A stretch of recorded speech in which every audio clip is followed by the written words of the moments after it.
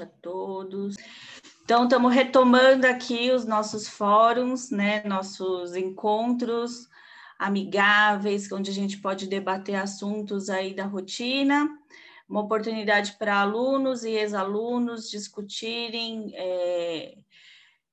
sobre assuntos que interessam a todos e também para que as pessoas conheçam vocês, para que vocês possam fazer o networking de vocês e discutir dentro da opinião de vocês, do que vocês estão aprendendo, né? E hoje o tema vai ser análise embrionária por morfocinética. O fórum é uma iniciativa da pós-graduação de reprodução humana assistida, ela surgiu na pandemia. Durante a pandemia, os alunos decidiram postergar as aulas e não ter as aulas online, porque era tudo muito novo e a gente não sabia, achou que era rápido, era transitório. Professora, aumenta o seu microfone, talvez o seu microfone que esteja baixinho. E aí a ideia foi tão bacana, assim, os alunos se sentiram tão à vontade de discutir os assuntos e o desenrolar dos fóruns foi muito bacana, então a gente retomou esse ano. Serão 10 encontros, dessa vez às quinta-feiras, às 18 horas. A Dani pediu para mudar a data para que fosse melhor, para que as pessoas pudessem acompanhar os fóruns. E vou compartilhar minha tela aqui. Eu vou dar só uma introduzida no assunto, tá? Para quem não conhece a avaliação embrionária por morfocinética. E depois a Ana Caroline Silva Soares vai falar sobre as vantagens dessa tecnologia, e a Elis Carvalho vai falar das desvantagens não tão novo mais, né? Mas dessa metodologia de avaliação dos embriõezinhos. Então, este vai ser o layout dos nossos encontros, tá? A gente vai estar publicando sempre nos grupos de WhatsApp e no Instagram. Eu vou sempre deixar disponível o ID da reunião e a senha, porque pelo Instagram a gente não consegue ter acesso ao link, e aí a gente vai pedir para que vocês ajudem a divulgar os nossos encontros, que quanto mais gente, eu acho que mais bacana vai ser os debates. Para quem não me conhece, eu sou Cristina Morishima, sou biomédica de formação, sou especialista em reprodução humana assistida. Aqui vou deixar meu e-mail para contato, para quem quiser, cristina.morishima@sapiente.org.br, e eu faço parte aqui da equipe da Associação Instituto Sapiente. Para quem não conhece, vai lá no site www.sapiente.org.br para conhecer um pouquinho mais do nosso trabalho. Faço parte aqui de uma equipe de cientistas, acredito que é o grupo que mais publica com os dados próprios, dentre elas a doutora Daniela Braga e doutora Amanda Sete, doutora Joana Nogueira Simas, e a gente desenvolve um trabalho assistencial, proporcionando tratamentos de fertilidade gratuito, educacional, com a pós-graduação Lato Sensu. Acredito que seja a precursora no Brasil, a gente está na 19ª turma, onde os alunos têm aulas com os melhores professores da área, e a doutora Joana Nogueires, ela toca toda a parte de preceptoria, toda a parte prática do curso, ela é coordenada pela doutora Joana. E nossa equipe, ela é dirigida por Dr. Edson Borges Júnior e o Dr. Assunto Iaconelli Júnior. Então, todo o nosso trabalho, ele é coordenado por esses dois grandes nomes aí da reprodução humana assistida. E quando a gente fala de avaliação embrionária, a gente sabe que 95%... Oi, Dani, cadê você? Peraí, tô aqui não? Tô. Você está de Joaquim, não tinha visto você. Ah, tá, vou ajeitar. Tá, essa é a doutora Daniela Braga, que estava na fotinha ali com batom. Ficava de batom? Tava arrumadinha. Então, quando a gente fala de avaliação embrionária, a gente sabe que ainda 95% dos centros de reprodução humana ainda fazem avaliação de modo estático, né? E ainda menos do que 5% tem aí disponível o recurso da avaliação por morfocinética. Quando a gente fala de avaliação embrionária, a gente pensa em tentar escolher o melhor embrião que tenha maior potencial de implantação, né? Então, quando a gente fala melhor embrião, não é só a morfologia estática dele na hora que a gente vai transferir, a gente observa aí todo o comportamento que ele teve desde o momento que a gente insemina o óvulo até o momento que a gente vai transferir para o útero materno.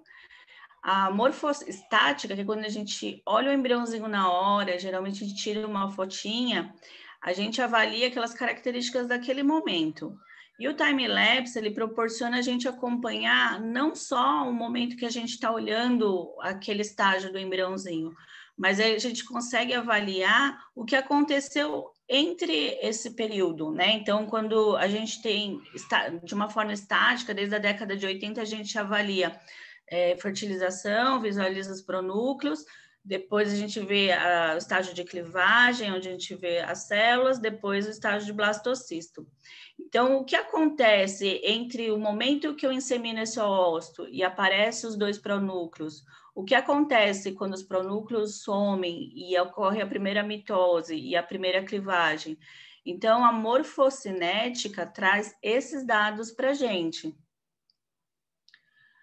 Eu acredito que a avaliação estática, ela surgiu na década de 80, acho que uma das precursoras foi Lucidavic. Hoje a gente tenta pegar como base alguns consensos, como o de Istambul, que foi elaborado pelo grupo europeu, ou mesmo um guideline elaborado pelo grupo americano, e a gente tenta personificar para o nosso laboratório. Então, cada centro de reprodução humana assistida tenta adaptar para a sua política interna de avaliação e trazer aí algum grade que consiga conduzir na seleção do melhor embriãozinho. De qualquer forma, a avaliação, ela começa, acho que a partir do momento que a gente capta os óvulos, né? Então, a partir do momento que a gente já faz a recuperação desses óvulos, a gente já começa a analisar esses gametas e a evolução desses embriõezinhos a todo momento. Então, a gente já olha células da granulosa, morfologia dos óvulos, mas para os embriõezinhos a gente começa a avaliar já desde a fertilização, quando a gente visualiza os dois pronúcleos e a gente tenta observar o timing, né, dessa fertilização e algumas características que podem ser um bom preditor de implantação embrionária. O consenso de Istambul, ele traz esses timings que eles devem ocorrer, esses eventos têm que ocorrer, e ele traz de uma forma mais generalizada a classificação dos embriõezinhos. Então, ele tenta pegar tudo que os centros de reprodução assistida que participou desse consenso praticava e traz isso de uma forma mais qualitativa, né? Então, se vocês terem a oportunidade de ler o consenso, ele vai trazer isso como bom, regular e ruim, de uma forma generalizada, que fica uma linguagem mais uniforme para se conversar entre médicos, embriologistas e pacientes. Na visualização dos dois pronúcleos, que é o pronúcleo paterno e o materno, alguns centros observam alguns eventos que podem ser bons ou mal preditor aí, de evolução embrionária. Lógico que a vida não é tão bela assim, a gente pode observar algumas anomalias na fertilização e isso vai conduzir a um mau prognóstico de evolução embrionária e pode ser que seja um preditor de má implantação desses embriõezinhos. Dentro desses scores que a gente coloca dentro do laboratório, a gente classifica de uma forma qualitativa a condução aí da escolha desses embriõezinhos, tá? Depois da fase de fertilização, de uma forma estática, a gente passa para o estágio de clivagem, tá? Eu procuro, agora nas minhas aulas, não usar mais D2, D3, porque como a gente tende a usar agora os meios de fase única, esses embriõezinhos, eles não têm mais uma sincronicidade como a gente aprendeu há 10 anos atrás. Então, nem sempre em estágio de D2 a gente vai ter 4 células, como a gente aprendeu nos livros. Os meios únicos, eles já têm todos os aminoácidos, todos os carboidratos que o embrião precisa desde o primeiro dia de desenvolvimento até o estágio blastocisto. Então, ele tende a acelerar esses embriõezinhos. E agora eu procuro usar mais a avaliação da fase de clivagem ou da fase de blastocisto. Lógico que a gente não esquece esse cadenciamento de evolução que é D2, D3, D4, D5, mas nem sempre o embriãozinho obedece a essa cronologia, tá? Então, na fase de clivagem, no geral, nas avaliações, a gente observa a simetria de blastômeros, presença de fragmentação, de multinucleação. Isso sempre, lembrando que eu estou falando da avaliação estática, tá bom? E dentro desse comportamento dos embriõezinhos de divisão celular, do processo de mitose, a gente lembra que a ativação do genoma embrionário ele só ocorre no estágio de 8 células, né? Que ocorre mais ou menos no terceiro dia de desenvolvimento. E dentro desse estágio de clivagem, a gente também faz aí uma predição de bom ou mau prognóstico com a velocidade com que eles se dividem, né? Com a sincronicidade também, não só a velocidade, mas com a sincronicidade também com que eles evoluem. E o timing, de novo, sempre presente. Eu acho que o timing sempre ele muito presente em qualquer tipo de avaliação e muito importante. Então, dentro do estágio de clivagem, como eu disse, a gente pode observar alguns eventos como multinucleação, fragmentação, né? E aí, depois a gente passa aí para o estágio de morulação, que é a compactação dos blastômeros, que é uma fase anterior ao estágio blastocisto, que também tem alguns comportamentos que também podem ser preditores aí de plantação embrionária, como grau de compactação, número de células envolvidas, o timing também de morulação. Depois a gente vem para a fase de blastocisto, que eu acredito que a maioria dos centros já acreditam que é a melhor fase aí para transferência embrionária. E também é considerado o timing que esse embriãozinho demora para diferenciar toda a blastocele. E a classificação, no geral, ela é baseada no grau de expansão da blastocele, no número de células que compõem a massa celular interna, o trofoctoderma, e a justaposição dessas células, tá? Eu acredito que a maioria das avaliações, dos consensos, ainda são baseados que prevalece os critérios de Gardner. E aí, a partir de 2008, é descrito aí as incubadoras time-lapse. Acho que a primeira foi esse aqui, que é o Primovision, que na verdade não era uma incubadora time-lapse, era uma câmera que a gente colocava dentro da incubadora, e aí a gente conseguia tirar várias fotos programada pelo software, e depois a gente conseguiria ver essas fotinhas como se fosse um filme.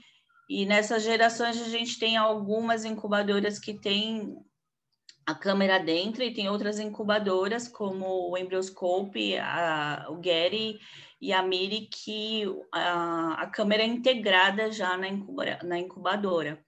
Isso traz uma evolução tecnológica e científica muito grande, porque a gente consegue acompanhar esse embriãozinho durante todo o desenvolvimento dele dentro do laboratório, e sem ficar tirando ele da incubadora para poder tirar foto e para fazer todo esse monitoramento do embriãozinho. Então, a gente consegue efetivamente promover o embryo quiet, que é deixar o embriãozinho quietinho dentro da incubadora, sem estressar ele com variações de luz e de temperatura, e levar esse cultivo embrionário até D5 sem ficar perturbando o embriãozinho. Na evolução aqui da time-lapse, a gente sai do Primovision até o Embryoscope, onde a gente tem aí podendo, né, cultivar de 9 até 16 embriõezinhos na mesma placa e acompanhando sempre um software criado a partir de inteligência artificial. Dentro desses algoritmos, eles são estudados por siglas. E aí, às vezes, as pessoas falam, Cris, me descreve essas siglas. Então, tem alguns trabalhos que tem todas essas siglas aí descritinhas para que vocês consigam ler os artigos científicos de uma forma unificada. Então, vocês vão ver que T0 é o tempo da injeção até o tempo ali da incubação, do surgimento dos pronúcleos, do desaparecimento dos pronúcleos, o tempo que ele levou para clivar em 2 células, o tempo que ele demorou para 4 células. E isso traz para a gente observar eventos que a gente, de uma forma estática, a gente nunca nem ia imaginar, como uma clivagem direta ou uma clivagem reversa, né? Às vezes a gente ia no laboratório, o embrião estava clivado, no outro dia a gente voltava, ele estava como se não tivesse fertilizado, clivagens caóticas, lises celular que causam fragmentação ou que não compõem a blastocele, então a gente consegue observar comportamentos e adventos aí dos embriõezinhos que a gente nunca ia imaginar que ele faria quando a gente vai lá às 7 horas, 8 horas da manhã no laboratório e tira a fotinha. E esses algoritmos aí, eles criam pontuações para esses embriõezinhos, dá uma notinha para esse embriãozinho, conduzindo aí o embriologista ou transferir ou congelar esses embriõezinhos. E a ideia é que cada vez mais essa inteligência artificial ela acumule mais informações para que um dia ela consiga fazer isso 100% sem interferência do embriologista, porque hoje o embriologista ainda analisa todos esses dados, coloca aí algumas sinalizações manualmente. E eu acredito aí que futuramente isso não vai mais acontecer, desde que também o custo dessa tecnologia seja reduzida, mas eu acho que é sempre lei da oferta e da procura, né? E para quem tiver interesse, o Escher fez aí um manual de boas práticas para o uso do time-lapse, ele é bem bacana esse artigo, tem todas as siglas utilizadas aí nos artigos, né? Ele faz algumas colocações que não adianta também a gente ter um time-lapse que ele não vai escolher o melhor embrião para implantar, a gente ainda tem que considerar outros fatores que influenciam aí na gravidez, como idade materna, fatores secundários de infertilidade, enfim. Mas é um artigo bem bacaninha, depois deixo disponível para vocês darem uma lidinha, tá bom? Eu acho que deu para vocês entenderem como que funciona a avaliação por morfocinética, e a gente ainda discute muito isso na área científica, até que ponto realmente vale o investimento aí do time-lapse, se ainda é melhor a gente continuar com nossa metodologia aí estática, indo para o laboratório, tendo as mesmas taxas de gravidez, ou se realmente vale a pena você investir numa tecnologia como o time-lapse. E isso quem vai discutir com a gente vai ser a Elis e a Ana Caroline. Quem que vai falar primeiro? Eu acho que é a Carol, né? Acho que sou eu. Então. Bom, gente, então boa noite. Meu nome é Ana Caroline, eu sou veterinária. Eu sou ainda da turma atual em finalização do Sapiente, da turma de 2020, que estamos terminando agora. Se tudo der certo, no próximo mês a gente finaliza com o TCC. Eu trabalho há mais ou menos um ano na área de embriologia humana. Hoje em dia eu trabalho na clínica Nilo Frantz. E eu já posso compartilhar minha tela. Eu vou falar dos pontos positivos da utilização do sistema de time-lapse. Então, o tema desse fórum é a avaliação embrionária por morfocinética, as vantagens e desvantagens. A Cris já deu um spoiler já da minha aula já. Eu também fiz uma introduçãozinha do conceito, mas eu vou passar mais rapidinho, como a Cris já mostrou para a gente, né? Que a morfocinética, então, ela vai ser essa junção da duração precisa dos eventos que acontecem na morfologia já conhecida do embrião. Dentro, ainda, né, o método mais comum para a seleção de embriões ainda é a morfologia estática, que vai classificar o embrião pela expansão, né, medindo a espessura da zona pelúcida, a coesão do trofectoderma e a dimensão, o formato da massa celular interna. E os parâmetros morfocinéticos, eles se apresentam divididos em dois grupos, que seriam os parâmetros morfocinéticos absolutos, que eles vão ser designados a partir de um tempo específico, a partir de um tempo zero, que geralmente vai ser a inseminação, a ICSI, né, o final da ICSI. Então, dentre esses parâmetros morfocinéticos absolutos, tem alguns mais estudados por grupos de pesquisa, que são mais sugestivos para predizer embriões de melhor qualidade, com maior potencial de implantação. Esses fatores mais estudados e mais apresentados em trabalhos, o tempo de desaparecimento dos pronúcleos, desde a inseminação até o desaparecimento, o tempo desde a inseminação até o estado de embrião com 2, 3, 4, 5 e 8 células, e o tempo desde a inseminação até a formação completa de um blastocisto, né? Não precisa ainda estar expandido. E temos também os parâmetros morfocinéticos relativos, que aí já não é mais a partir do tempo zero, mas assim, esse tempo decorrido entre um evento e outro. Dentre esses parâmetros mais estudados, mais demonstrados em trabalhos como preditivos de melhores embriões, estariam envolvidos o tempo do segundo ciclo celular, que seria a duração de um embrião de 2 a 4 células, a duração dessas divisões, o tempo do terceiro ciclo celular, de um embrião de 4 até 8 células, e o parâmetro de sincronização dessas divisões seria o mais estudado, mais abordado, é o S2, que define o tempo de passagem de transição de uma célula com 3 células para 4 células. Bom, então aqui foi o que eu já mostrei para vocês, né, os parâmetros mais avaliados dentro dos parâmetros relativos, os parâmetros absolutos.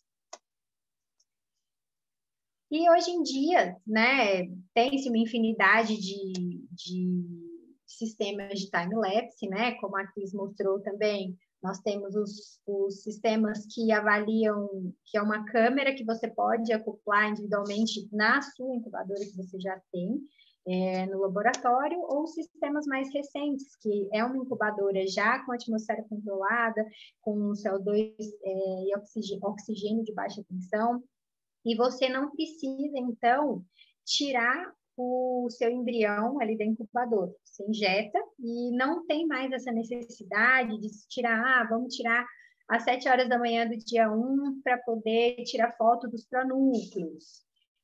Vamos ver padrão de clivagem no dia 3.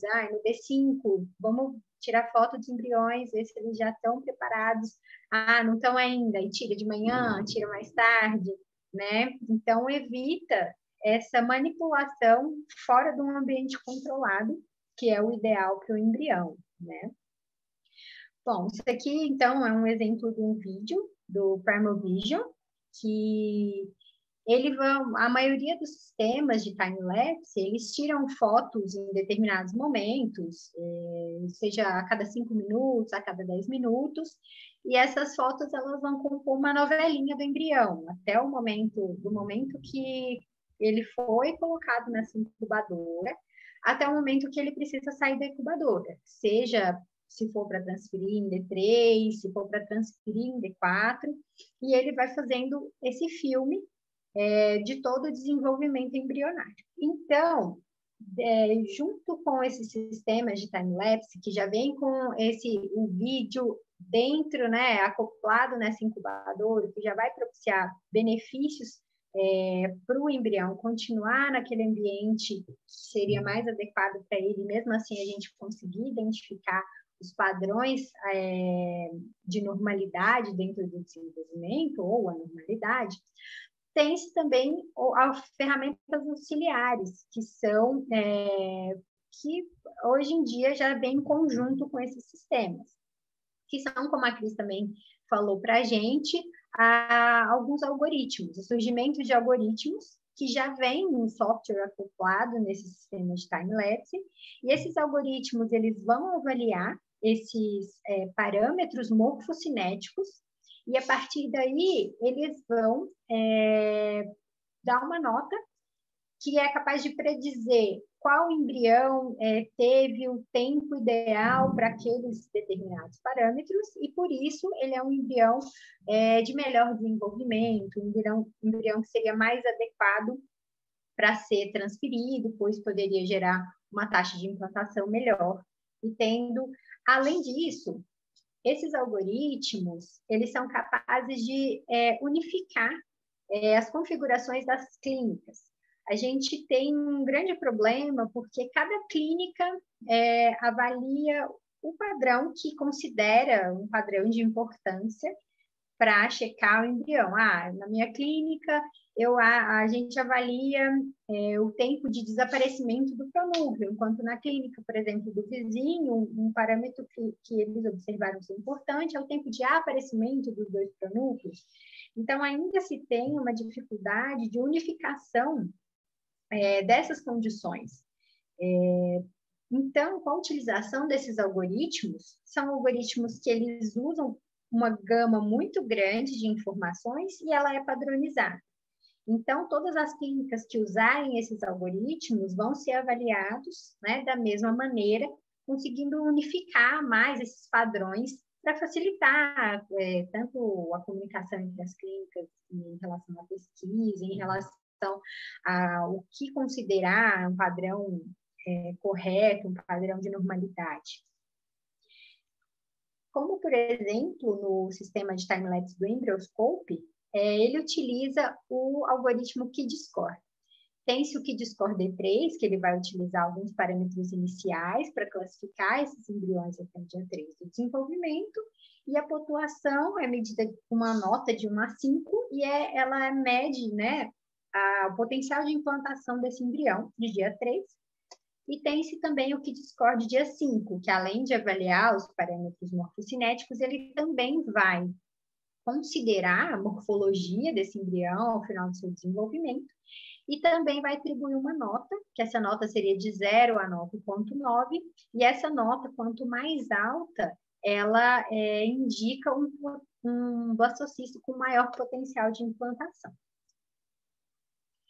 Então, as vantagens de utilizar esses sistemas de time-lapse é que, além dele ser um método não invasivo, né, que você consegue avaliar todos esses eventos que acontecem após a fertilização, após a injeção de espermatozoide, sem precisar tirar o embrião do ambiente confortável dele, ele leva em consideração tanto os parâmetros morfocinéticos, né, e com a utilização dos algoritmos, ele leva em consideração a avaliação morfológica do embrião e pode ajudar a indicar a introdução de marcadores dinâmicos de potencial de desenvolvimento que seja mais unificado, onde todas as clínicas podem olhar, olha, não, embriões que têm esses parâmetros X são embriões que têm maior capacidade de desenvolvimento, maior capacidade de implantação.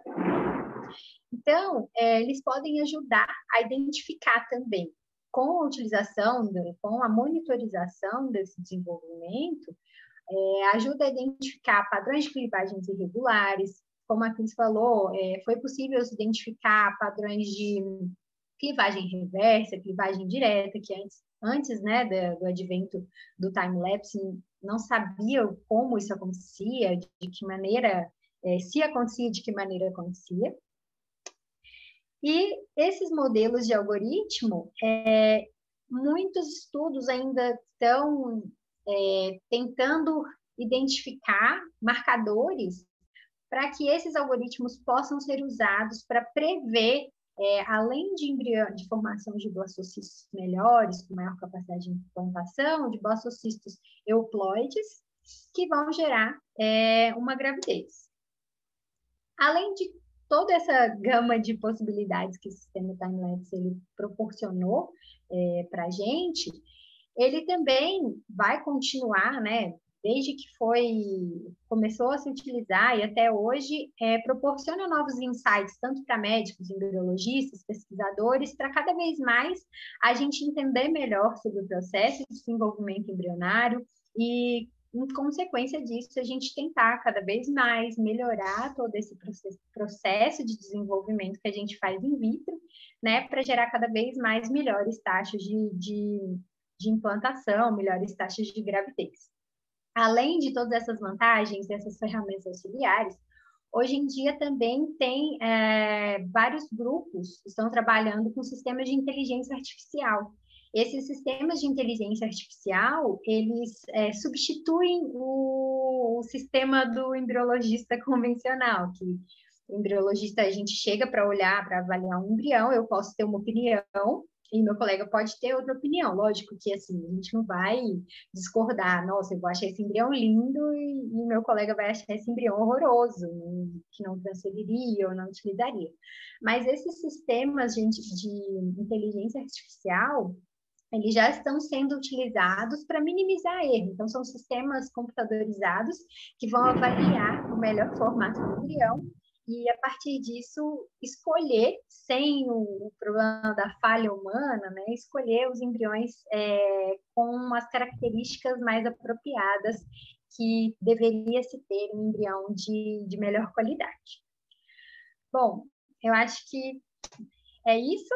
Então, essas foram as vantagens e os pontos positivos de utilizar um sistema time-lapse. Obrigada, Carol. Obrigada, Carol. Elis? Oi, Tudo bom? tudo bom? Boa noite. Boa noite. Se apresenta, Boa noite. fala que ano você é. E aí eles vão apresentar as desvantagens da avaliação por morfocinética, pessoal. Isso. Boa noite, gente. Eu sou Elis Carvalho. Então, vamos lá, começar. Boa noite, gente, mais uma vez. Eu sou Elis Carvalho. Eu sou biomédica de formação, especialista em reprodução humana assistida pelo Instituto Sapiente. Eu sou da turma de 2019.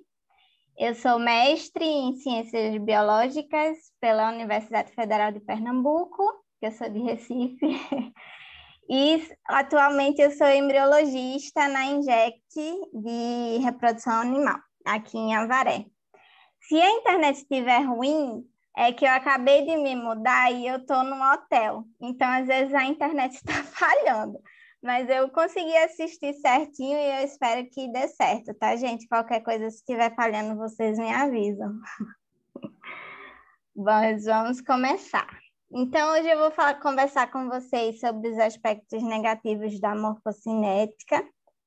Foi um desafio, porque quando a Jo me chamou, eu pensei, meu Deus, eu acho a coisa mais linda o time-lapse. Vou lá, vou estudar, eu aceito participar, Jo, mas eu vou ter que estudar, pesquisar os aspectos negativos, que eu acho uma maravilha. Mas eu acabei encontrando e eu espero, a gente vai conversando, vocês verem se concordam comigo. Encontrei uns aspectos bons e vale a pena a gente pensar sobre. Então, introdução que, gente, eu vou passar porque as duas, a Cris falou maravilhosamente, a Carol, então vou só, né, dar uma passada rapidinha sobre a avaliação embrionária, mais uma vez, se vocês já viram, que é realizada após a FIV-ICSI, que os embriões ficam numa incubadora, e são submetidos à avaliação microscópica, né, num microscópio óptico invertido. Então, essa avaliação ela é feita pontualmente, né, é uma avaliação que chama estática, e determina alguns aspectos associados à morfologia e o desenvolvimento do embrião. Então, ela é realizada, mais uma vez, de 16 a 18 horas, depois da FIV ou ICSI, onde é observada a fertilização, que a gente vê aqui a presença dos 2 pronúcleos, a quantidade de pronúcleo, o tamanho desse pronúcleo, enfim. O estágio de clivagem, quantos blastômeros apresentam, a simetria desses blastômeros, e o estágio de blastocisto, que as meninas já falaram muito bem, então vamos só passando, chegar na parte boa. Então, a avaliação estática, né, como elas falaram, tem que, a parte, eu acho que é mais relevante aqui, é que tem que tirar da incubadora, aí expõe o embrião, né, a um ambiente não tão controlado quanto a incubadora, por mais que o laboratório esteja com controle de qualidade certinho, maravilhoso, ainda assim expõe a luz do microscópio, então acaba prejudicando esse embrião. E tem a diferença, como a Cara falou, a diferença entre os avaliadores. Às vezes, dentro da mesma clínica, tem um embriologista, lógico, cada um tem a sua experiência, tem o seu olhar, tem a sua bagagem, e dentro do laboratório tem essa diferença. Imagina, em laboratórios diferentes, em diversos países, então fica difícil de padronizar essa avaliação, né? Então, pensando nisso, e com o avanço da nossa área, da reprodução humana, que está constantemente saindo coisa nova, surgiu o time-lapse, que permite um cultivo estável. Então, o embrião fica lá, guardadinho, ele é composto por uma incubadora, um software e um computador, o laboratório precisa disso, e aí nessa incubadora vai ter a câmerazinha que vai tirando foto, né? No intervalo de 5 a 20 minutos desse embrião. E forma um videozinho para a gente ver como ocorreu a clivagem, como é que ele está, né? Então, já saíram estudos que correlacionam o uso do time-lapse com aumento na implantação, e tem correlação com a neoplodia também. Mas isso a gente vai ver que ainda é divergente entre os estudos. Então, alguns parâmetros que também já foi falado, avaliado pelo sistema, que são os tempos, tanto de aparecimento e desaparecimento dos pronúcleos, tempo de divisão, de morulação, de blastulação, de formação completa do blastocisto, e a morfologia, que é o que a gente observa na análise convencional, né? Então, mais um videozinho sobre que o time-lapse faz para a gente essa maravilha, que a gente consegue observar aqui como ocorreu a divisão celular desses embriões, né? Em que tempo isso ocorreu, e traz muita informação sobre, principalmente nos centros de pesquisa, muita informação sobre o que está acontecendo com o embrião, né? Então, por fim, o time-lapse tem aspectos negativos, né? Então, um deles é quais os biomarcadores mais relevantes. Vou até voltar no videozinho. Imagina, o que é mais relevante? É a gente saber que em tal hora teve uma divisão celular, é a gente saber que tal embrião está mais lento. O que é que a gente faz com essa informação? O que é que ela traz para o laboratório, para a gente saber realmente predizer se esse embrião está melhor ou pior, né? Quais os principais biomarcadores? Além disso, a divergência entre estudos, como eu falei, tem estudo que traz, eu vou mostrar mais para frente, artigo que correlaciona com aumento de implantação, aí outro artigo que já no estudo não conseguiu perceber nenhuma diferença. As condições do laboratório, né? Vale a pena implementar essa tecnologia na sua rotina, no seu laboratório, né?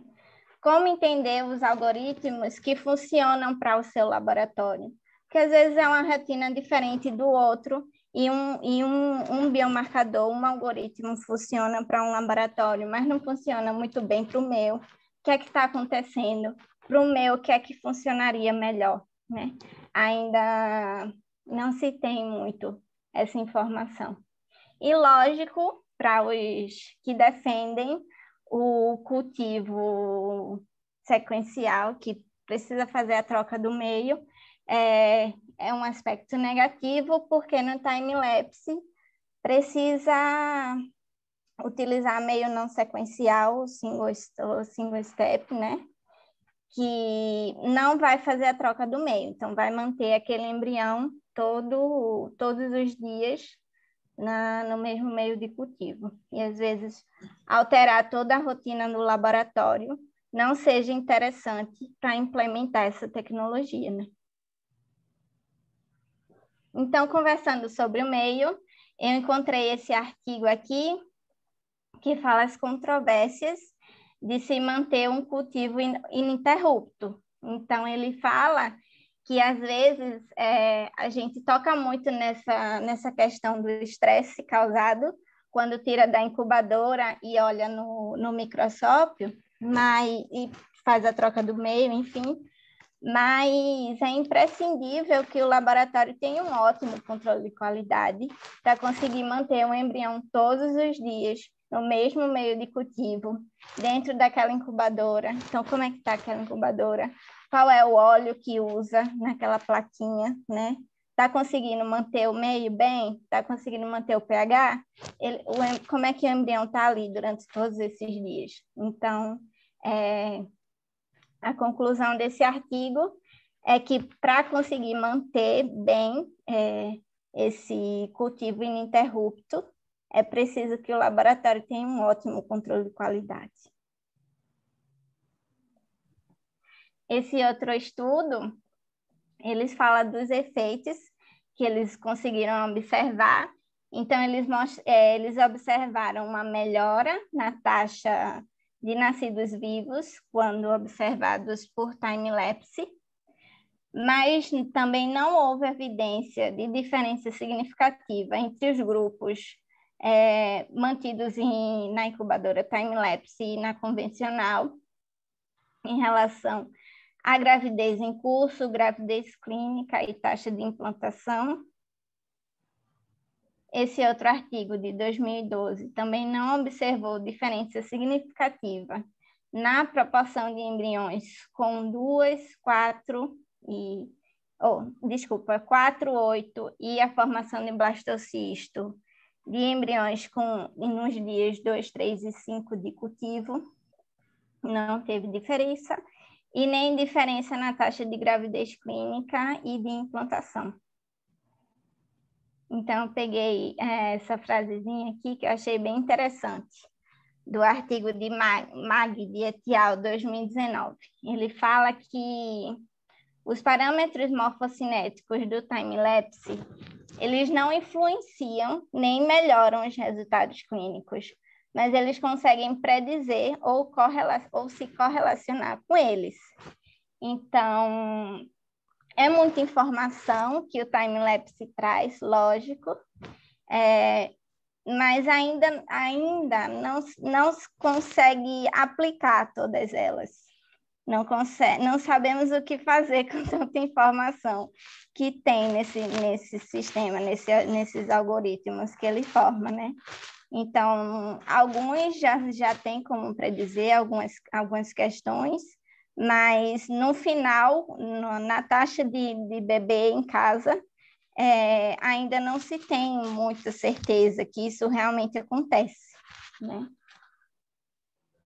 Então, acho que o cerne da questão aqui é o valor versus os benefícios, né?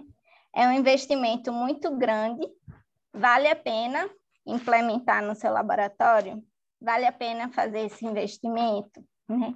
Se os estudos estão dizendo que não tem diferença significativa nas taxas, você vai conseguir implementar no seu laboratório? Né? É isso que espero que a gente converse melhor aqui na discussão. E muito obrigada. É isso. Muito obrigada, Elis. Obrigada, Elis. Boa apresentação. Obrigada. Obrigada, pessoal, as duas pela apresentação. Obrigada, Cris, pela apresentação. Bom, o que eu tenho para falar é realmente falar dos pontos negativos do time-lapse hoje em dia é um pouco difícil, né? Então, eu acho que a gente podia focar ou discutir um pouco, não os pontos negativos, mas talvez não seja imprescindível a presença do time-lapse, que eu acho que muitas vezes o que acontece é que se coloca o cultivo ou a morfocinética, o cultivo pelo sistema time-lapse como uma coisa assim, tipo, nossa, melhora os resultados pra caramba, é muito mais fácil e tal. Realmente, é mais fácil, os embriões não são molestados, credo, que palavra ruim. O cultivo não é atrapalhado, legal, a gente não precisa tirar os embriões da incubadora, legal. Agora, será que a taxa de implantação realmente melhora muito assim com o sistema de cultivo? Outra coisa que tem que se avaliar com bastante cautela, com bastante calma, como que cada tipo de algoritmo se aplica em cada centro. Então, eu acho que a Carol falou um pouco disso, mas realmente eu acho que uma das coisas mais complicadas do sistema time-lapse é a aplicação dos algoritmos em diferentes centros de reprodução assistida, né? Carol? Assim, os algoritmos, eles vêm com essa proposta de unificar qual avaliação está sendo feita, né? Quais parâmetros estão sendo avaliados.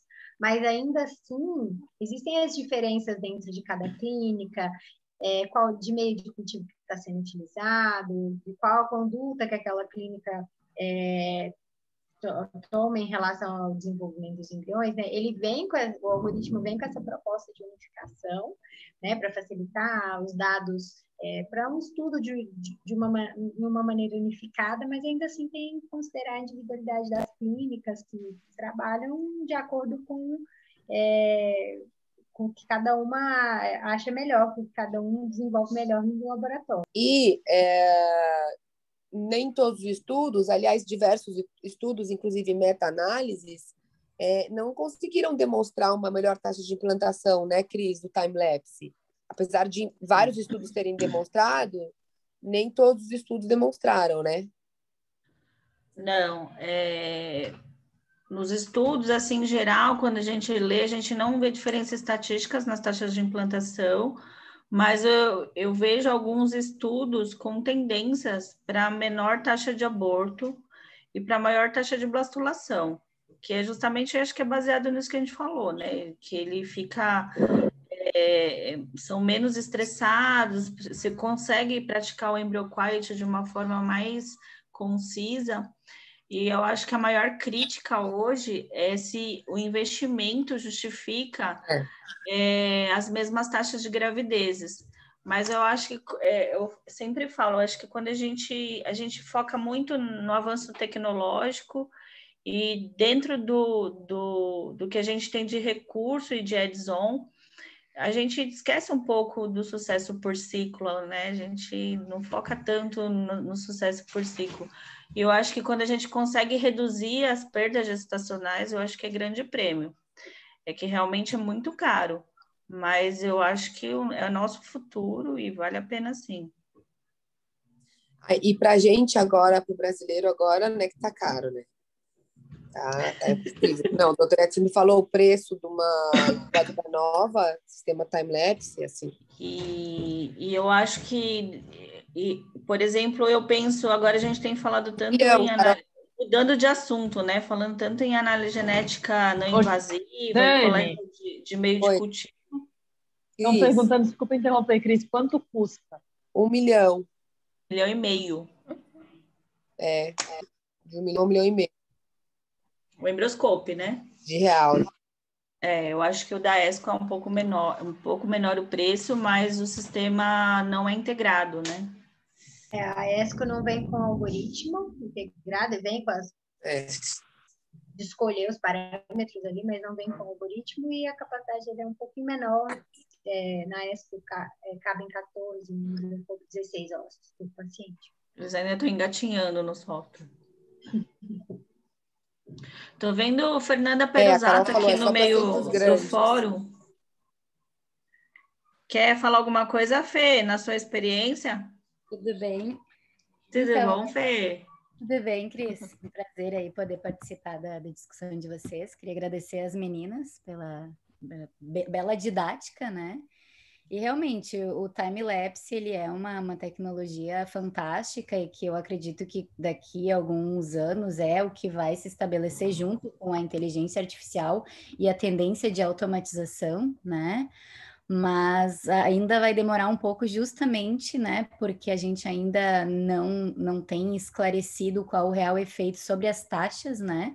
De nascidos vivos, de gestação, e o custo, né? O custo cada vez mais aumenta, ainda mais que é importado, né? O dólar do jeito que está hoje em dia.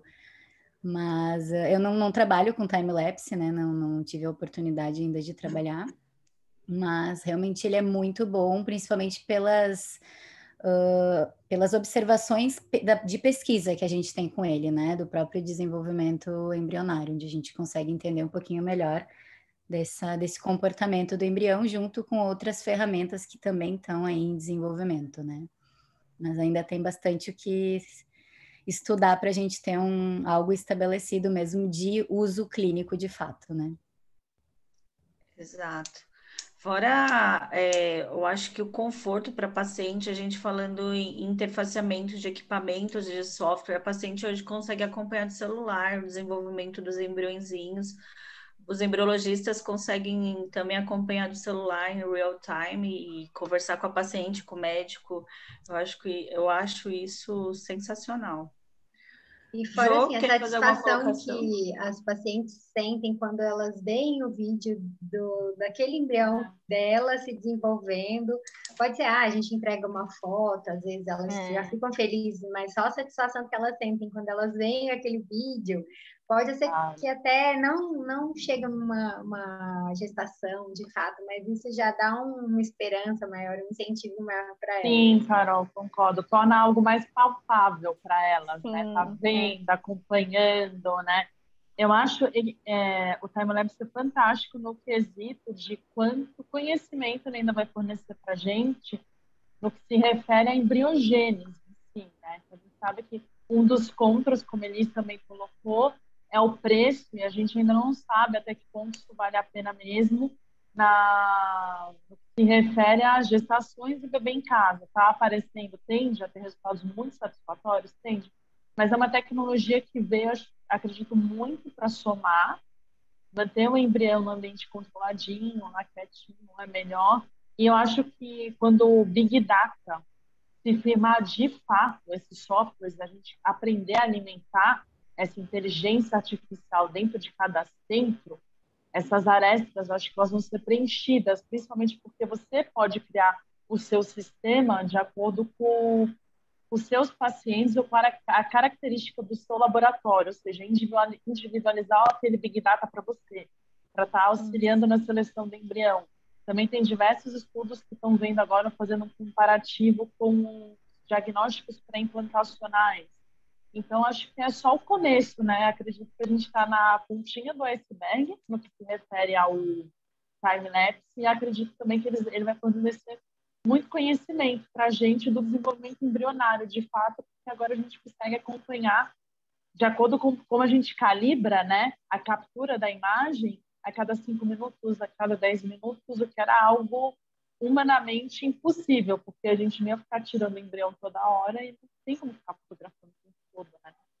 Então, nesse ponto, a tecnologia é fantástica.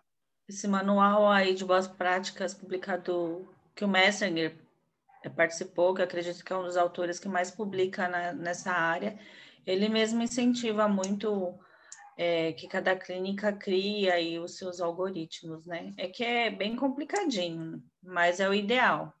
Olha, o que eu vejo sobre a avaliação morfocinética e o time-lapse é que realmente existem duas realidades, né? Uma do país desenvolvido e uma do país subdesenvolvido como o Brasil.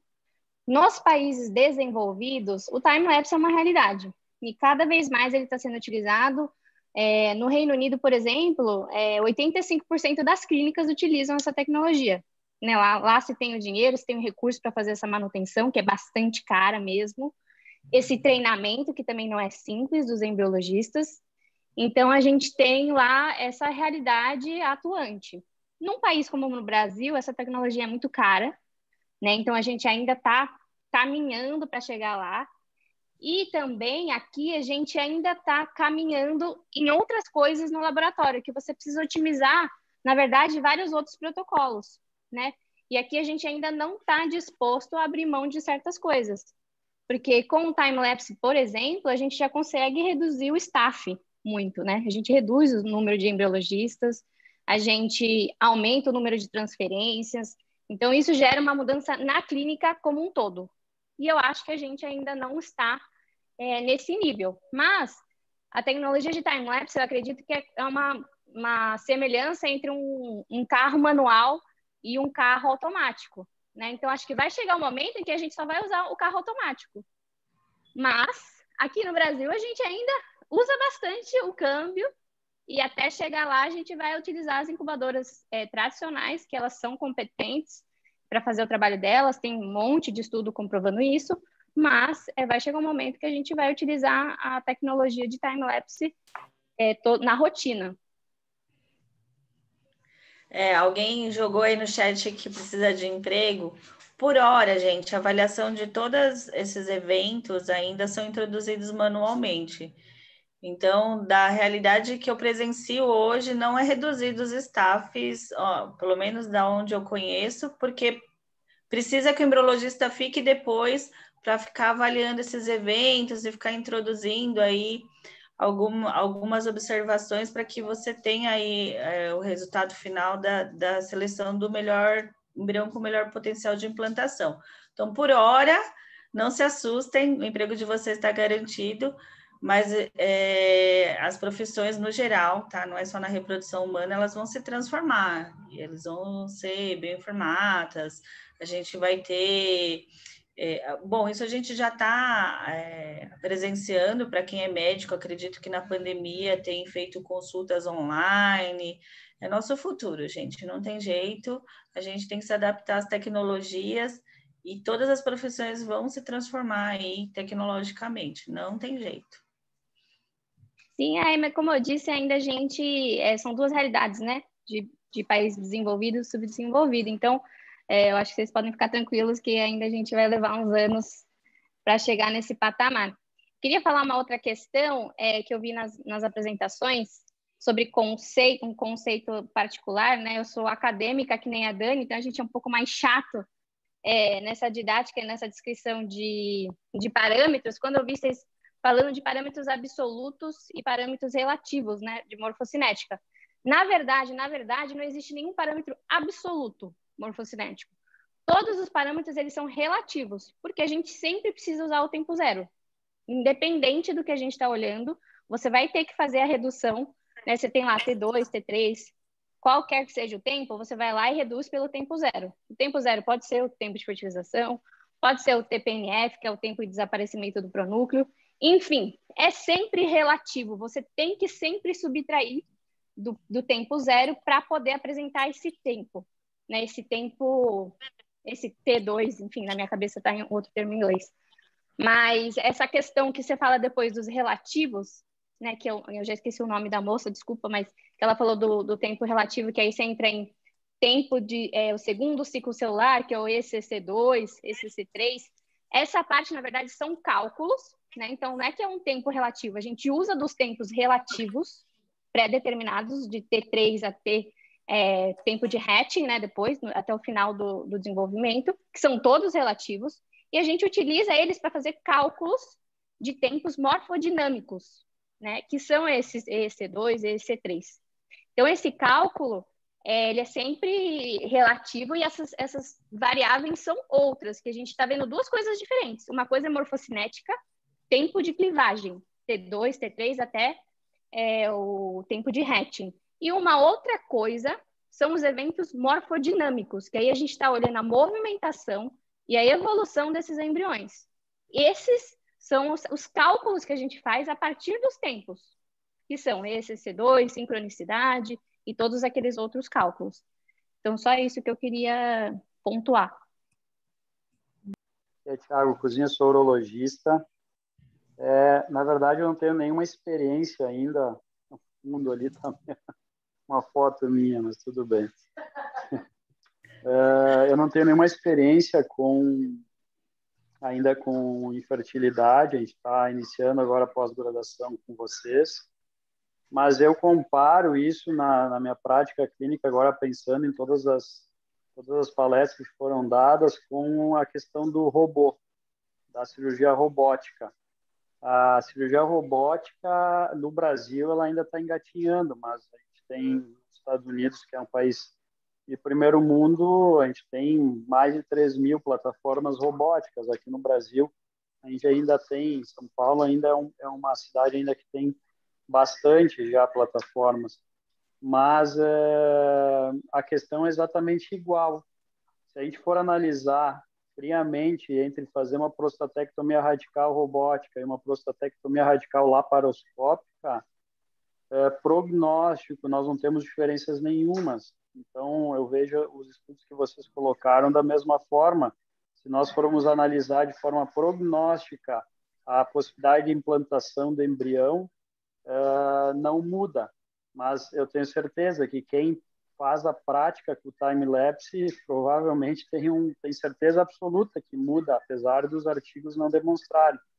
Então, eu tenho a mesma impressão com a cirurgia robótica, e tenho a certeza que a cirurgia robótica é melhor para o paciente, mas ele não, nos estudos, nos papers, a gente não tem nenhuma diferença. Não contribuí com nada com a aula, mas dei a minha experiência como urologista e mais ou menos fica semelhante com a questão do time-lapse mesmo. Obrigada, doutor. Sempre contribui, gente, né? Acho que conhecimento nunca é demais.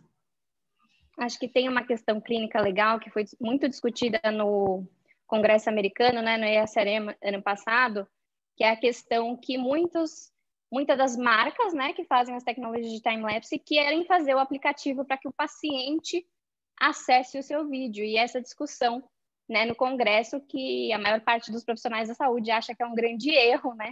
O paciente vai ficar absolutamente obcecado, né, pelos embriões dele, vai querer ver o tempo inteiro, não vai entender o que está acontecendo. Isso vai causar um desgaste emocional ainda maior num casal que já está desgastado emocionalmente, financeiramente, né? Então, acho que isso é muito a ser pensado, embora as marcas, elas sempre querem, né, lucrar o máximo possível.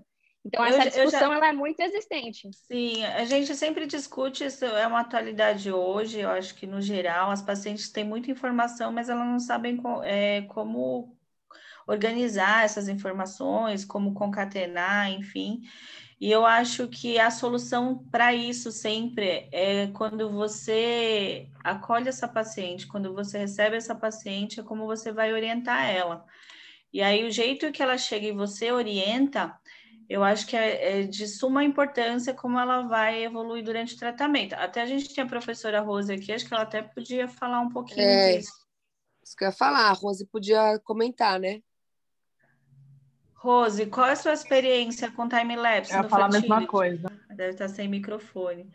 A professora Rose é a psicóloga aqui do grupo Fertility. Oi. E o Fertility tem o recurso do time-lapse, então acho que ela podia contribuir com essa colocação da Doris. Ela está sem microfone e sem câmera. Mas ela disse no bate-papo que a Doris colocou, né, de uma maneira excelente, que por os pacientes os embriões são filhos em potencial. Elas enxergam o que elas querem. Então, é meio complicado mesmo. Acho que, foi igual a Cris falou, tem que ser muito bem colocado para elas, até que ponto, né? O paciente ter acesso a tudo, né, a todo o desenvolvimento embrionário, poderia aumentar ou não o estresse deles, né? Não, aqui antes ela falou, Gostaria de saber como ficam vocês, embriologistas, em relação ao resultado de avaliação dos embriões de uma paciente. O resultado é negativo, ou seja, uma classificação ruim.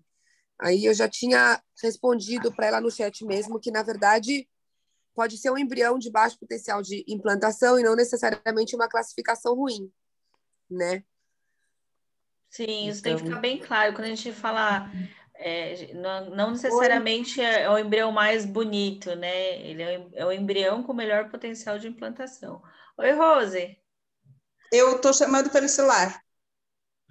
Então, acho que essa questão da avaliação do embrião, né, ela traz bastante polêmica, porque as pessoas ficam tendo nos embriões os filhos em potencial. E aí, muitas vezes, a classificação é A ou é ótima, só que daí, na hora de transfere, não engravida. Ou, na hora de transferir, parou de desenvolver. Então, assim, acho que é complicado, tanto para vocês, embriologistas, como para os embriões, né? Dos embriões, não, para os pacientes. Rose, os consensos europeus e americanos, eles é consensual que a classificação dos embriões seja qualitativa. E eu gosto muito, eu quando vou passar a classificação embrionária para paciente, eu não solto classificação quantitativa, porque primeiro que elas já pesquisaram demais na internet, elas têm vários critérios aí de classificação embrionária, e eu acho que para ela basta saber se é bom, regular ou ruim, assim como sugere o Istambul, como sugere o ESRM, eu acho que bom, regular e ruim está de bom tamanho. Uhum. Então, Cris, acho que essa avaliação ela é importante, mas assim, eu já atendi paciente que a classificação do embrião era não transfira, né? Isso, e aí assim, transferiu e a criança tá aí, né? Já é quase avó. Né? Quase a voz exagero meu, mas assim, ou seja, deu certo. Então, eu acho importante e, ao mesmo tempo, é uma situação, muito delicada, né? Eu estou falando que o importante é como se acolhe a paciente no consultório, é como o médico aborda. Exatamente, né? Porque, assim, por exemplo, para o paciente, né, os embriologistas são figuras extremamente importantes e eles não conhecem esses embriologistas. Nem sempre a clínica apresenta, né? E para eles, assim, são esses embriologistas que vão possibilitar que esse embrião seja, entre aspas, produzido, né? E que vão mas cuidar. eu acho que vai de clínica para clínica. Eu acho que serviços muito grandes, até estava conversando isso esses dias, essa semana, eu acho que também é um tiro no pé, porque equipes muito grandes acabam criando informações divergentes também. Mas esses são temas para outras aulas. Obrigada, Rose, pela contribuição aí, sempre muito rica para os nossos fóruns. Fico muito feliz que você esteja sempre presente. E é isso, pessoal. Porque eu aprendo.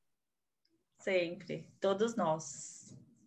Carol, Elis, muito obrigada pela apresentação, foi fantástico. Obrigada, Cris. Dani, também obrigada por estar presente. Obrigada, meninas. Hashtag orgulho de vocês. Próximo fórum, qual o tema, Jô? O próximo fórum é análise genética pré-implantacional. Dani Braga. Hein, professora Rose, muito obrigada. Tá vendo? Eu sou aplicadinha. Você tem a data aí? Eu tenho, dia 15 de abril. 15 de abril, pessoal, a gente está de volta, tá bom? Para quem se inscreveu depois de ficar atrás dos certificados, eles vão por e-mail, a gente pede aí de 30 a 40 dias para emissão do certificado, tá bom, gente? Para quem se inscreveu com os dados completos, tá? Se colocar lá Nani, Didi, não vai certificado, tem que colocar o nome completo. Combinado? Cris, o pessoal desse ano está aqui. Eu vi a turma em peso de 2021. Gostei de ver, pessoal. Então, bem-vindos ao fórum para quem está aqui a primeira vez, né? E a gente fica feliz que vocês gostaram. Alice, quando você fez a inscrição para entrar no fórum, essa inscrição, tá bom? Tô vendo que tem gente aqui que entrou com celular e tá Alessandro, esses daí não vão nem entrei com certificados.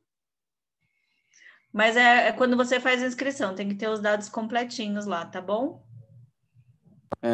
Então, tinha uma coisa para se inscrever hoje, mas só que ou podia entrar direto aqui. Isso, pelo Zoom, isso. Isso, Era Alice, só- a inscrição do Zoom. Boa noite, pessoal. Até 15 de abril. Aqui, Obrigada pela então, companhia. tá. Tô aparecendo com o nome completo. Você Quer tá, dizer, Victor. E você, a gente sabe quem é. A gente já tá anotado no caderninho. Cris, eu não sei se eu fiz a minha inscrição, mas eu também quero, tá? O meu certificado. Anotou, Jô? Obrigada, viu, gente? Beijos, boa noite. Alice, quando você entrou no Zoom, já faz acho que você faz um pré-cadastro, tá bom? Aí ele vai. Depois, gente, qualquer coisa, vocês mandam um e-mail para mim. Não sei se vocês anotaram, e aí a gente providencia, tá bom?